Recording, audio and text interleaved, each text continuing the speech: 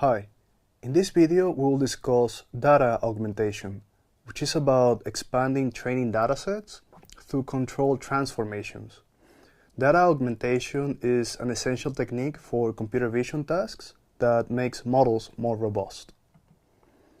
So our learning goals are to use data augmentation to extend training datasets and gain familiarity with PyTorch Transforms v2, the new library for image transformation.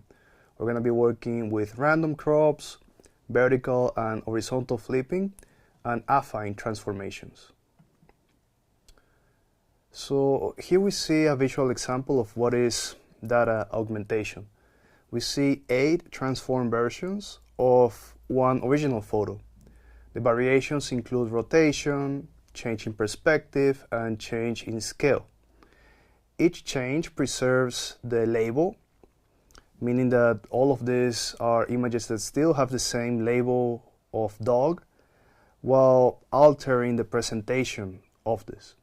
This is important because the neural network needs to learn that the label that is attached to this particular image is irrespective of the orientation in which we have it, or whether there is a particular gradient that happens to be in one direction or then in another direction in regards of color or intensity.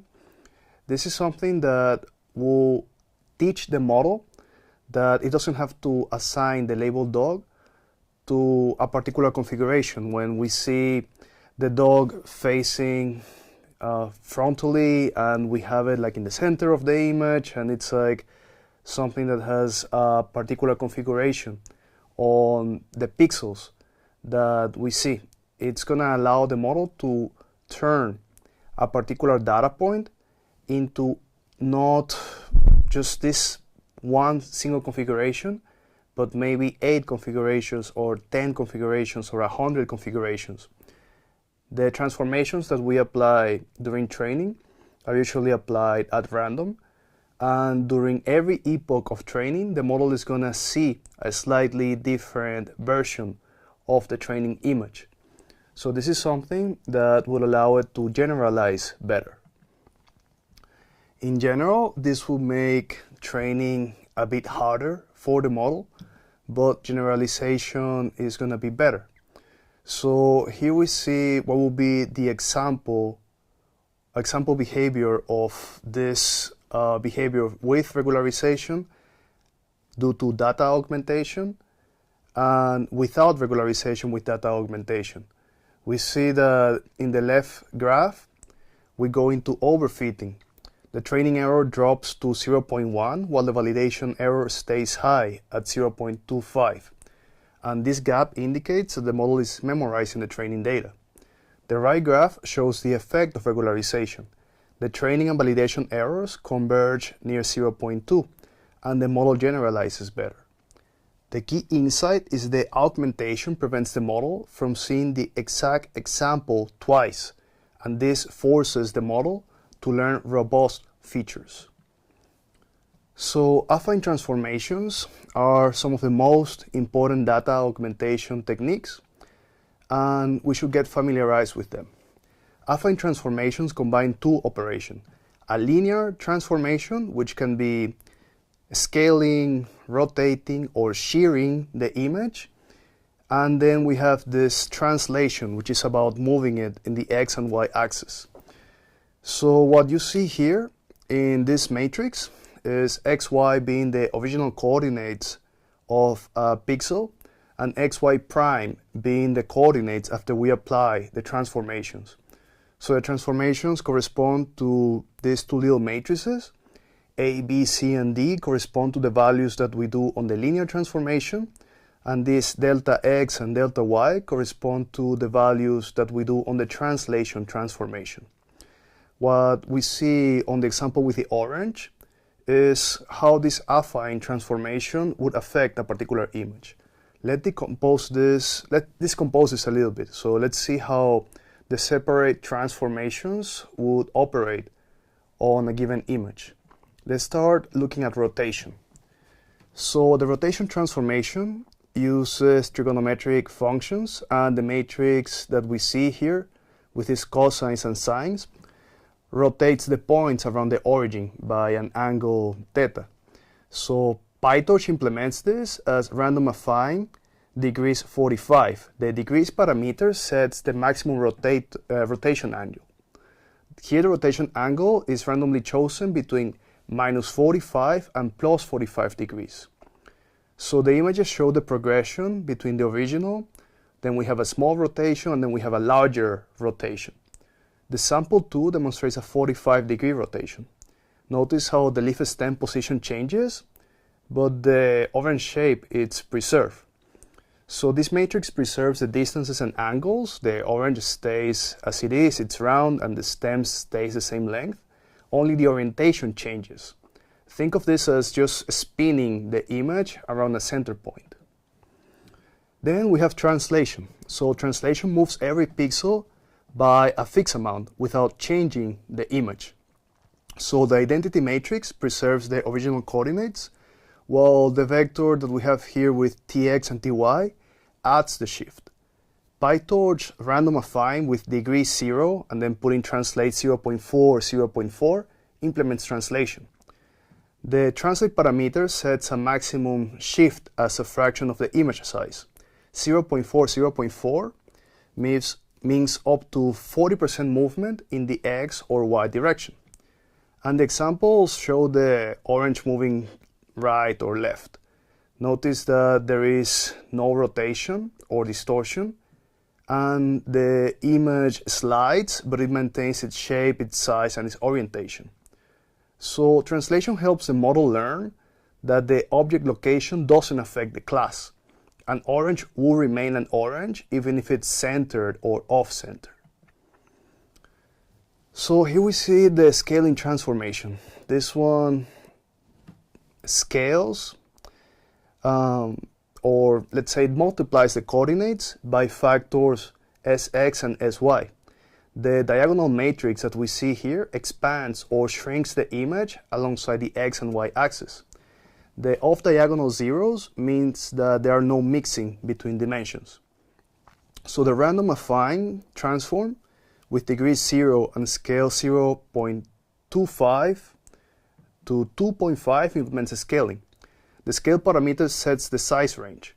Here it goes from 1/4 of the original size to 2.5 the original size.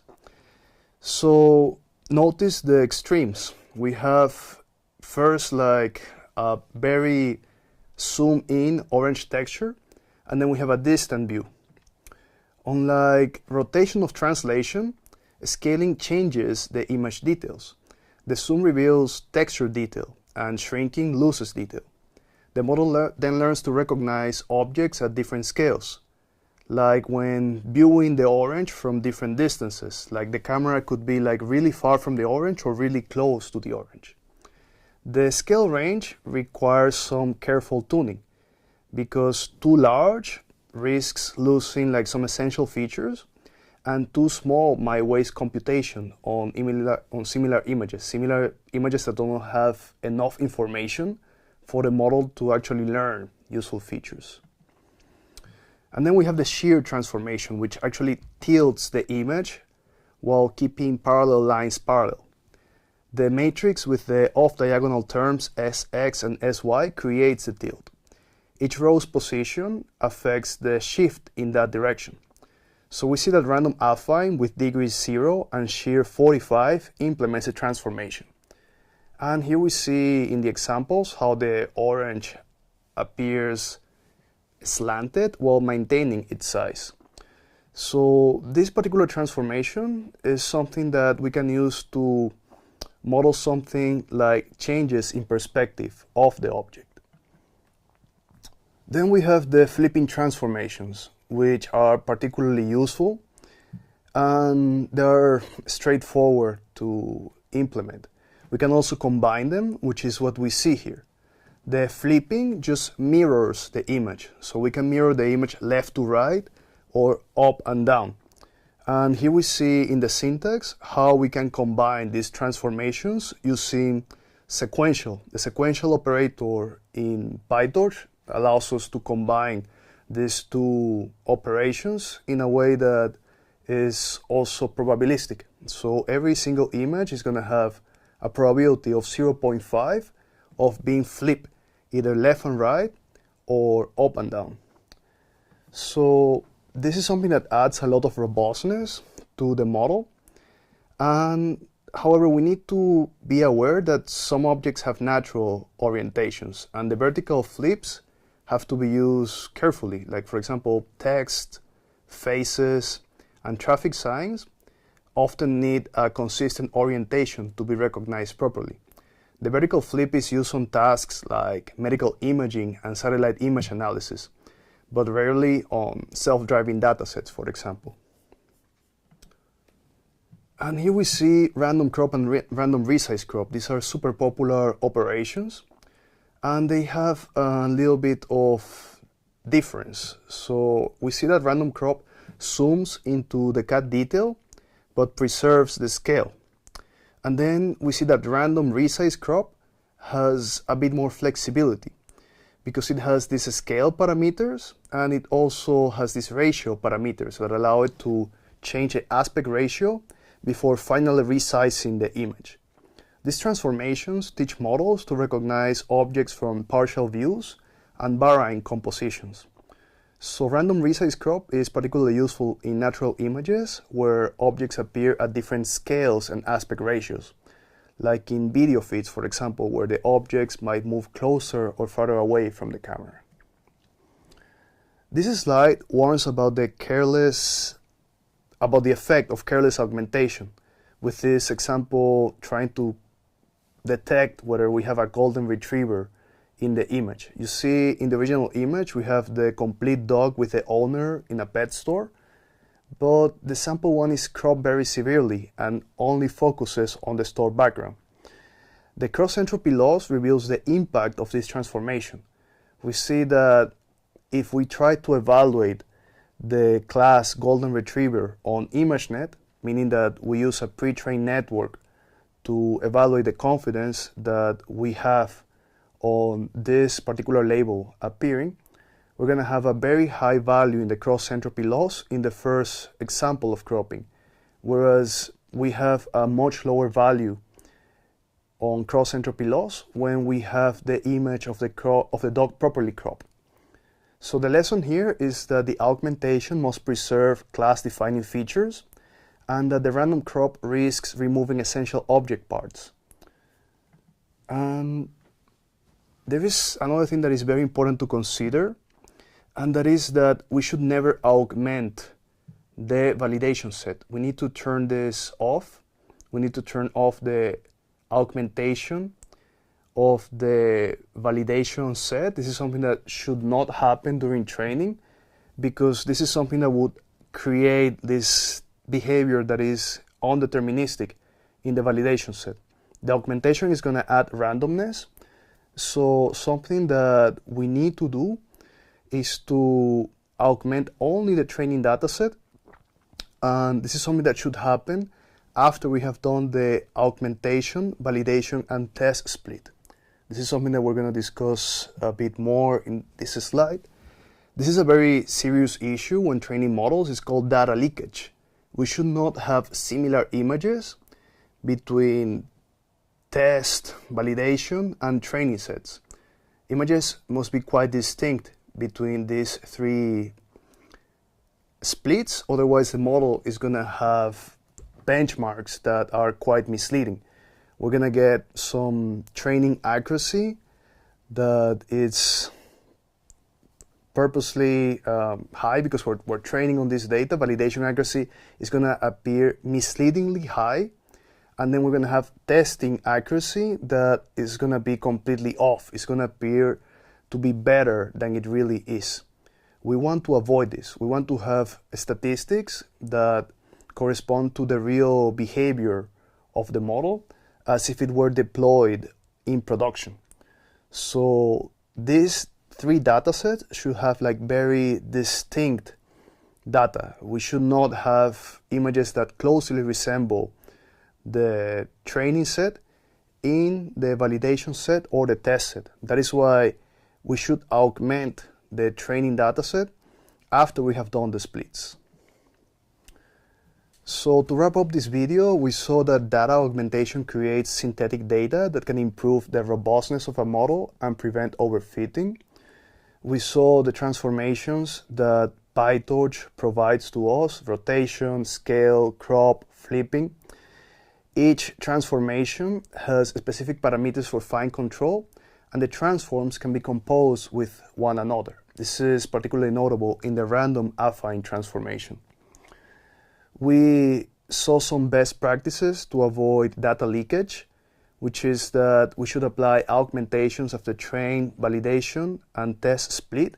We should never augment the validation data, because then we will have a measure of performance of the model that is going to be quite misguided. And we should see what is the effect of augmenting the training dataset through observation and using metrics like the loss values. It's very important to see if the augmentations that we're doing actually make sense for our particular problem.